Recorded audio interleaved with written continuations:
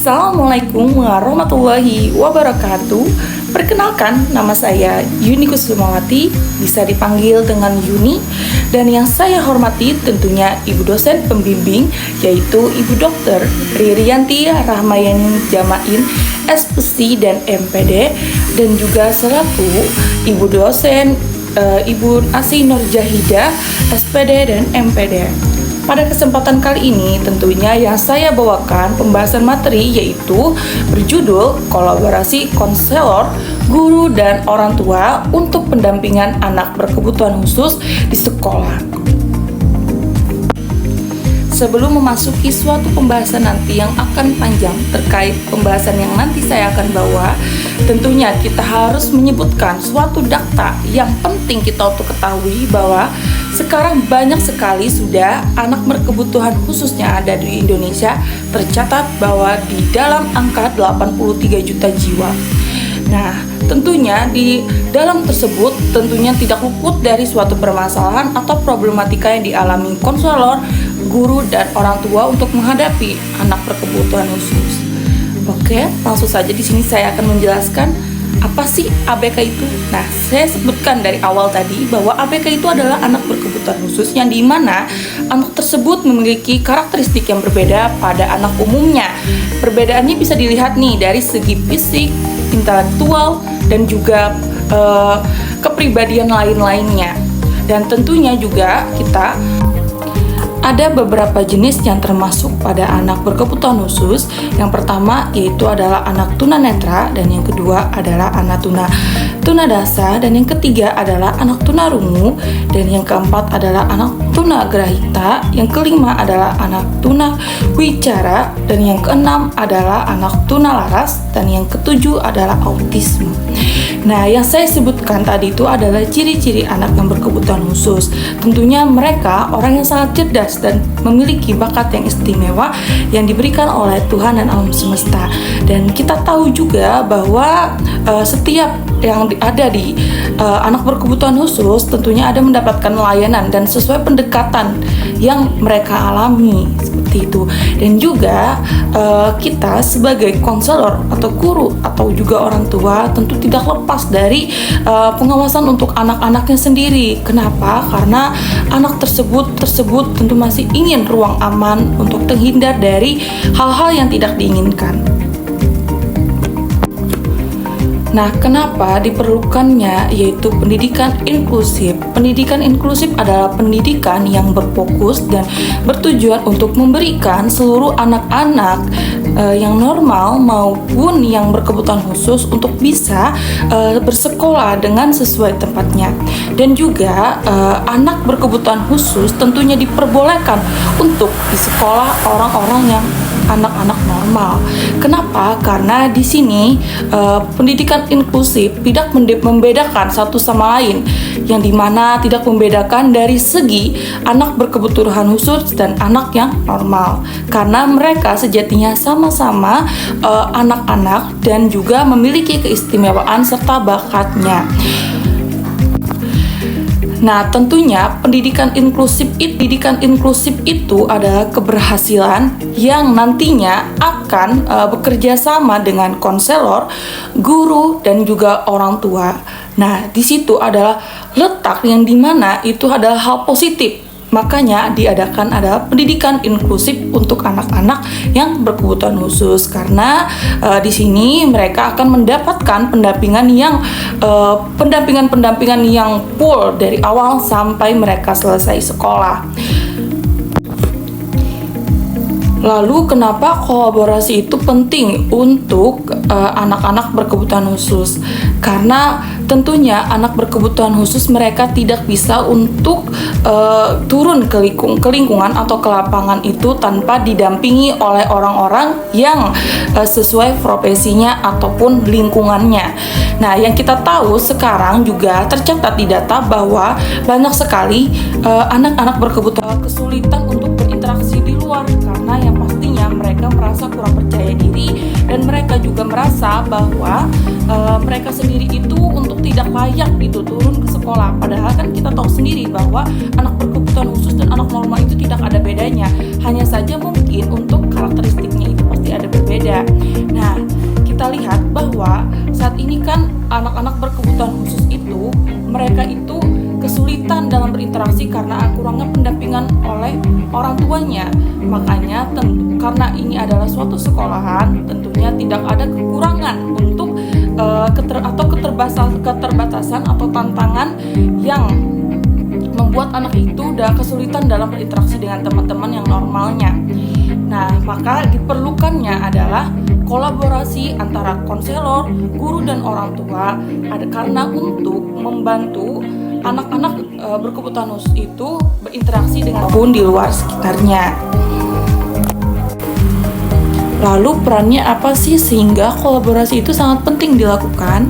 Yang pertama yaitu peran seorang guru atau konselor yang berperan sangat penting dalam pertumbuhan dan perkembangan anak berkebutuhan khusus, yaitu adalah untuk membimbing anak-anak berkebutuhan khusus dalam segi sosialnya, belajar, pribadi, dan juga karirnya.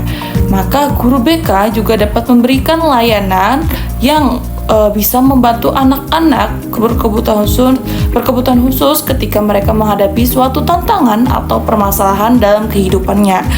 Dan juga guru BK juga dapat bisa membuat anak-anak berkebutuhan khusus itu terhindar dari yang namanya yaitu bullying dengan cara-cara seperti kayak memberikan rasa aman dan juga memberikan rasa percaya kepada anak berkebutuhan khusus tersebut.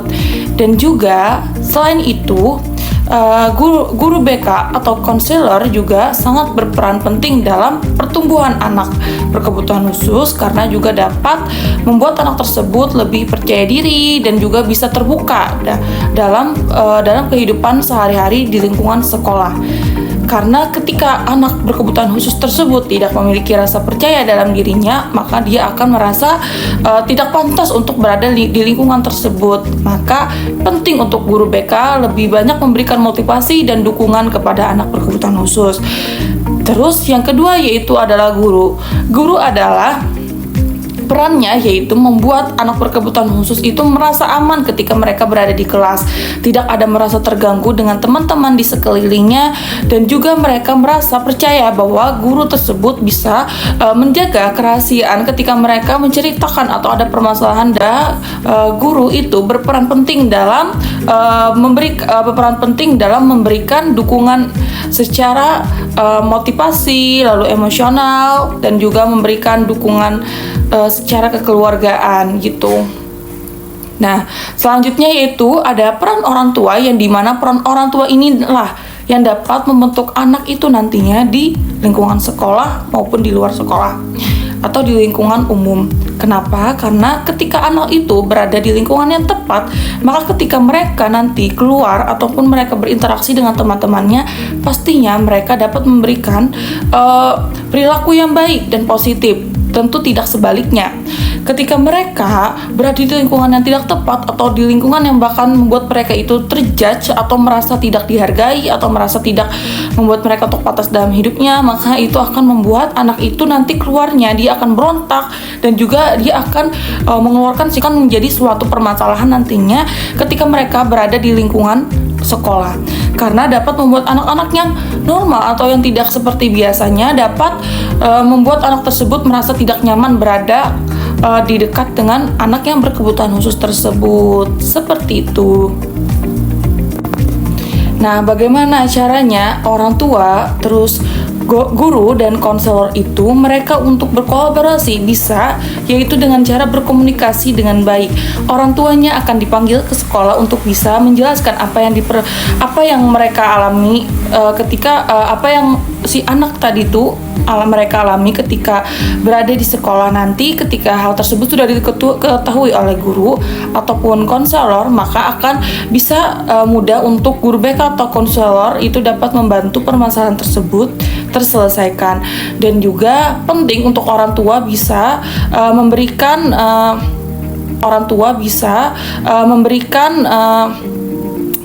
rasa ruang aman kepada anaknya, biar ketika anak tersebut ketika sudah berada di sekolah lalu dia ingin menyampaikan suatu permasalahan, maka mereka akan terbuka dengan cepat seperti itu.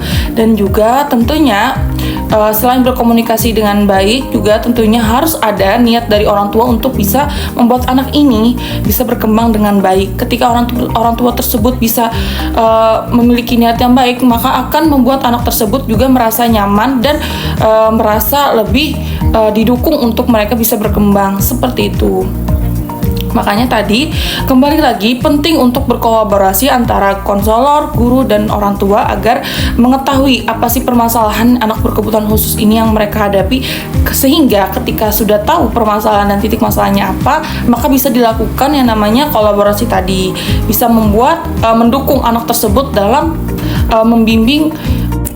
Sebagai penutup, dapat disimpulkan bahwa anak berkebutuhan khusus, mereka tentu ingin mendapatkan layanan yang sangat baik untuk mereka sendiri. Kenapa? Karena dengan itu mereka merasa bahwa dirinya layak dihargai dan juga mereka mendapatkan dukungan yang baik kepada lingkungan maupun di luar lingkungan, maupun di dalam dirinya.